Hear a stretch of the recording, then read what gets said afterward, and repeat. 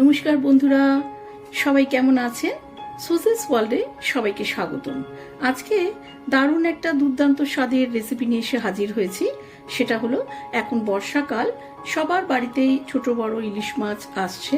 তা ইলিশ মাছের মাথাতে সেরকম আপনার মাছ পাওয়া যায় না, তাই জন্য সেই মাথাগুলো দিয়ে আমরা আজকে পুঁই শাকের চচ্চড়ি নিয়ে এসে হাজির হয়েছি।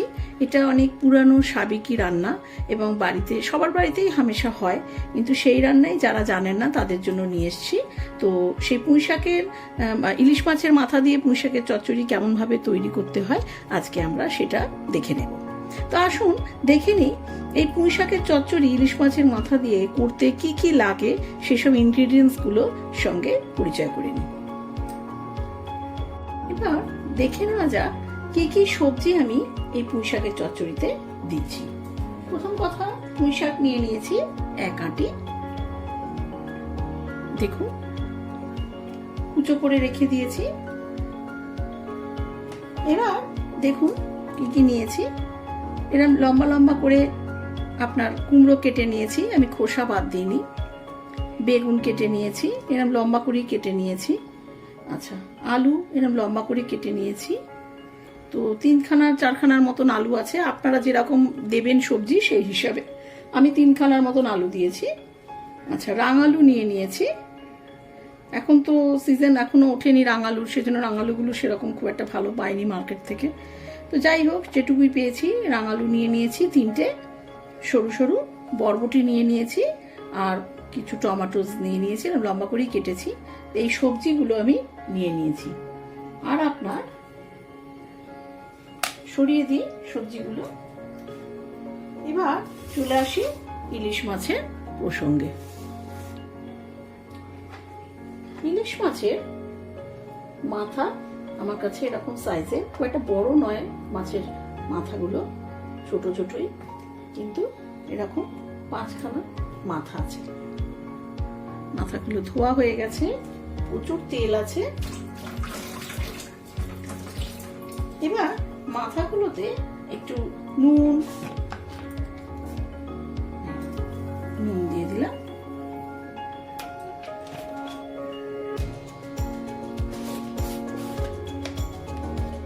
একটু হলুদ দিয়ে দিলাম,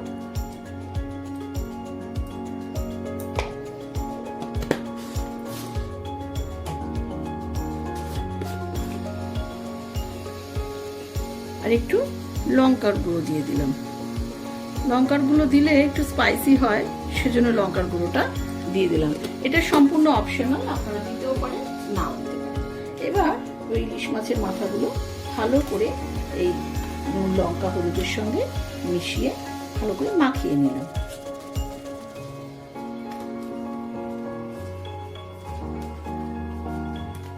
দেখুন মাখানো প্রায় কমপ্লিট। এর মধ্যে কিছু ইলিশ মাছের তেল আছে, এই দেখুন তেল। আমি এই তেলটাও আপনার তেলের মধ্যে ভেজে নেবো, চচ্চড়িতে দেবো। তেল দিলে খুব চচ্চড়ি টেস্ট হয়, সেজন্য এর মধ্যে যত তেল আছে সব ভাজা ভাজা হয়ে যাবে। এবার আমি চলে আসি রান্নার প্রসেসে চলে আসছি। এবার কড়া বসিয়ে নিয়েছি, গ্যাসটা অন করে দিলাম। এবার তেল ঢেলে দেব। আমার কিছু ইলিশ মাছ ভাজার তেল ছিল, আমি সেই তেলটা দিয়ে দিলাম।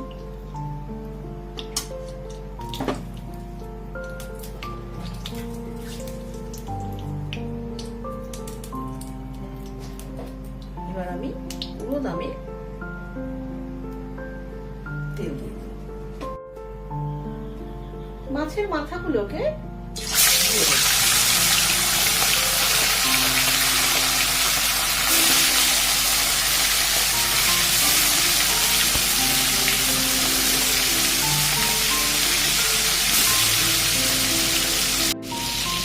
এবার হয়ে গেছে,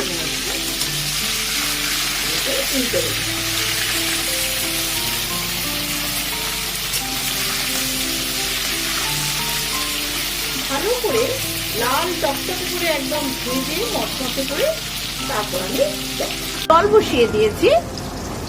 এতে পুঁই শাকগুলো সমস্ত আমি দিয়ে দিলাম।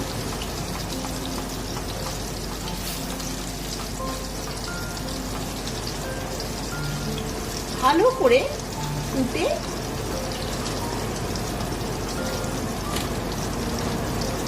ফুটে যাওয়ার পর তারপর আমি এটাকে নামিয়ে নেব।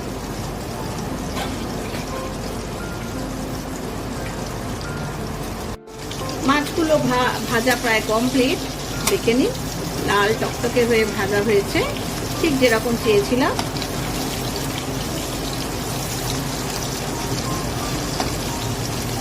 দু পিঠই খুব সুন্দর করে ভাজা হয়ে গেছে।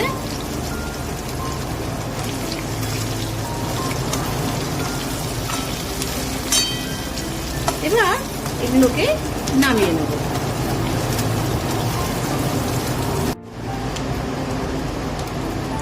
এই তেলটাতে এবার সমস্ত রকম সবজি আমি ভেজে দেব।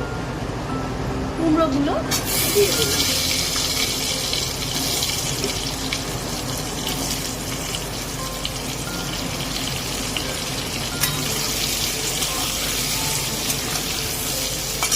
কুমড়োর সাথে, কুমড়ো যেহেতু খুব সফট, বেশি সময় লাগে না, তার সঙ্গে আমি রাঙালুগুলো দিয়ে দিলাম। এই কুমড়ো এবং রাঙালুর মধ্যে একটু হালকা করে জাস্ট নুন দিয়ে দিলাম, যাতে ভেতরে নুনগুলো ঢুকে যায়।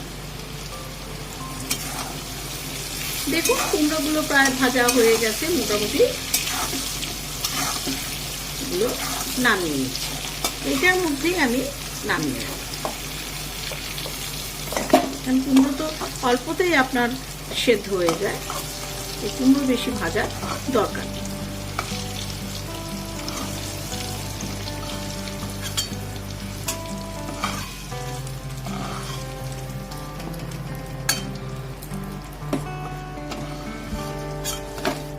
এবার এটার মধ্যে আলুগুলো দিয়ে দেব।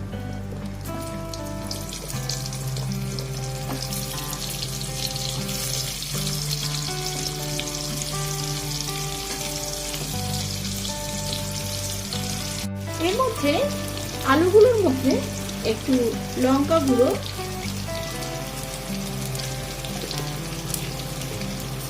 একটু হলুদ গুঁড়ো দিয়ে দিই। নুন, এই তেলের মধ্যে কিছুটা কুমড়ো ভাজার সঙ্গে সঙ্গে যে নুনগুলো পড়ে যায়, সব তো আপনার সবজির মধ্যে আটে না, তো নুনের মধ্যে আছে, সেজন্য আমি ওই নুনের মধ্যেই এগুলো ভেজে নিলাম, আর এক্সট্রা করে নুন দিলাম না। আলুগুলো ভাজা হয়ে গেছে, দেখুন লাল লাল করে তুলে দিচ্ছি।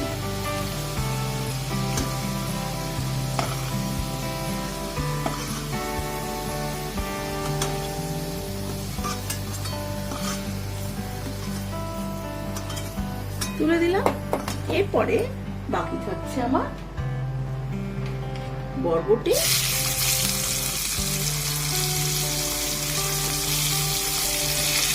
সঙ্গে বেগুন।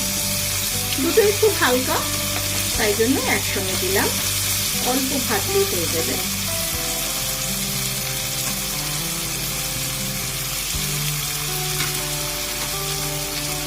এগুলো ভেজে নেওয়ার পর আমি আসছি। এগুলো ভাজা কমপ্লিট, তুলে নিয়ে আমি নেক্সট প্রসেসে চলে যাচ্ছি। সমস্ত সবজিগুলোকে তুলে নিয়েছি, এবার নেক্সট প্রসেসে চলে যাই। তেলটা বেঁচে আছে, এই তেলে আমি দিয়ে দেবো ফোড়ন। দুটো তেজপাতা দিয়েছি, 3-4টে শুকনো লঙ্কা ভেঙে ভেঙে দিয়ে দিয়েছি, আর দিচ্ছি কিছু কালো জিরে। ইলিশ মাছের সঙ্গে কালো জিরে, শুকনো লঙ্কা বা কাঁচা লঙ্কা এগুলো খুব ভালো যায়। এটা ভাজা ভাজা হয়ে গেছে, খুব সুন্দর গন্ধ বেরিয়েছে। এবার দেব কিছু রসুন কুচি।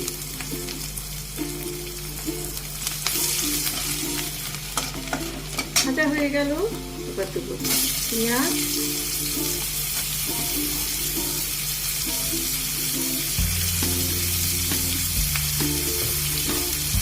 তার সঙ্গে দেব কিছু টমেটো।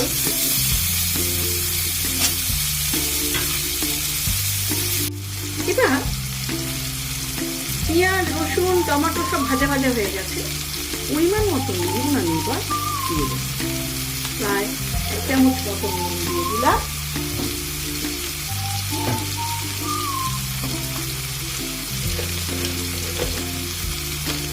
যে কোনো শাকে একটু মিষ্টি দিলে ভালো লাগে, তাই 1 চামচ মতন আমি মিষ্টি দিয়ে দেব। এবার দেব হলুদ। হলুদ 1/2 চামচ মতন দিলাম।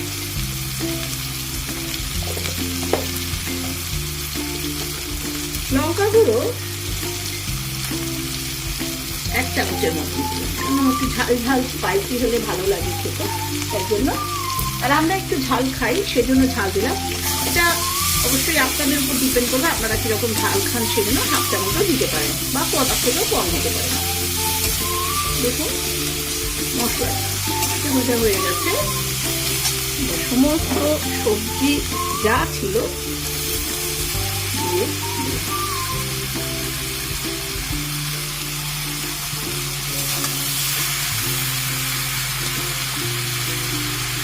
এর মধ্যে কিছু সবজি রয়ে গেছে,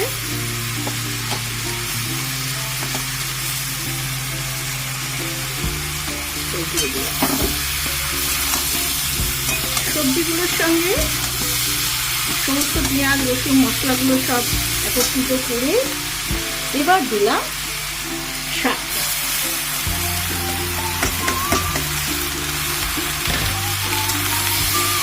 শাকটা অলরেডি সেদ্ধ করাই আছে, জলের মধ্যে আমরা গরম জলের মধ্যে সেদ্ধ করে নিয়েছি, বেশিক্ষণ করতে লাগবে না। ভালো করে কষিয়ে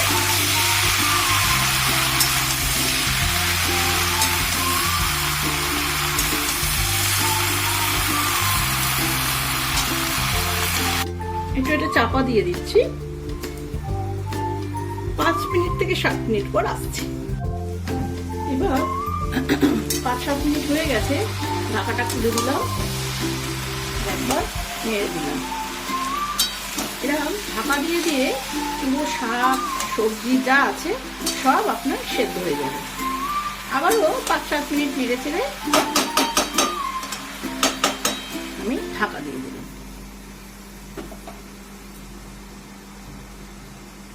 এবার আবারও ঢাকনা তুলে নিলাম, নেড়ে চেড়ে তলায় ধরে যাচ্ছে, এবার হয়ে এসছে। এতে কিছু কাঁচা লঙ্কা চিড়ে চিড়ে অ্যাড করে দিলাম।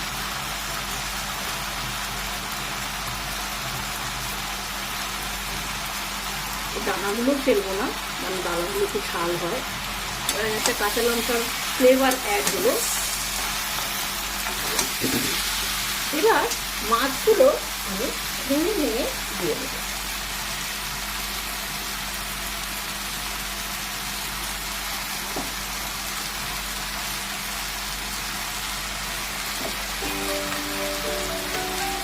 পুরো যে কটা মাছ ছিল সব ভেঙে ভেঙে আমি দিয়ে দিলাম। এতে ভাজার ক্রিস্পিটাও বজায় থাকবে আর মাছের স্মেলটাও আপনার চলে যাবে। এর মধ্যে পুরো যে তেলটা ছিল সেটা দিয়ে দিই।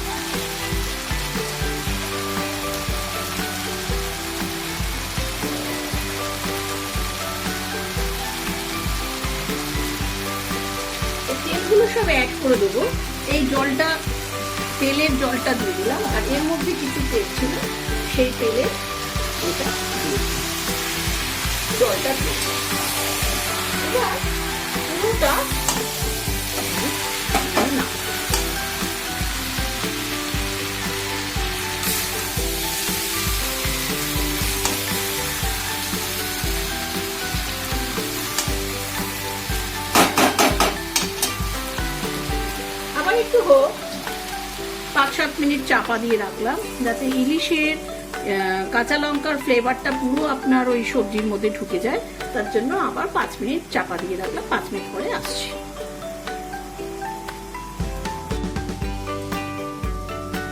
হয়ে এসছে আমার শাক চচ্চড়ি।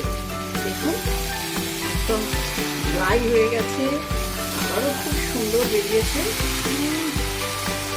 প্রত্যেকটা সবজি আপনার সেদ্ধ হয়ে গেছে, কেটে গেছে, আলু সেদ্ধ হয়ে গেছে, কুমড়ো দেখুন সেদ্ধ হয়ে গেছে। গ্যাসটা বন্ধ করে দিলাম। রেডি করে ফেলেছি, আপনার বোলের মধ্যে বেড়ে ফেলেছি, সার্ভ করে ফেলেছি। দেখুন এভাবেই আপনারা বাড়িতে ঘরোয়া পদ্ধতিতে যারা আপনার জানেন না তারা এরকম ভাবে মাছের মাথা, ইলিশ মাছের মাথা দিয়ে পুঁই শাক চচ্চড়ি করতে পারেন।